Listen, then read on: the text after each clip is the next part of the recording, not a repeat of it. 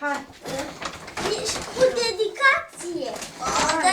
Hai, stați așa, amândoi aici, așa, uite-te că vă filmează tati. Hai. Hai. Trece cel Ai văzut că a venit Moș Crăciun? Nu, el s-a uitat aici. Nu mi-a adus nimic acum. Nu s-a uitat. Mami, ce plata mea are? Oh! Mașină de istorie mi-a adus. Mașină de istorie. De colecție. Numărul 6. Altceva, ia să ia. Mami, asta e dulce ce-l punem la Uite-te și aici. Ia uite-te. Ce de dulciuri, tată.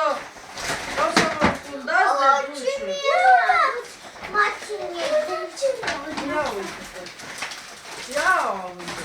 Ia uite-te. Ce e asta? Ia Ce e asta uite-te. oare? Ce e asta oare? Ia. Să desfacem.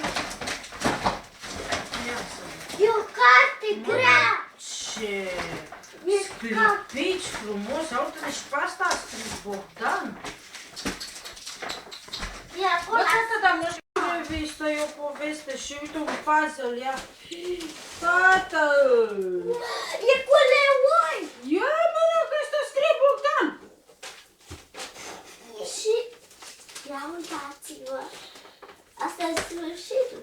Vezi, aveam eu o inspirație așa să te pun să pui mâna să citești. Asta. Ia uite-te. Mhm.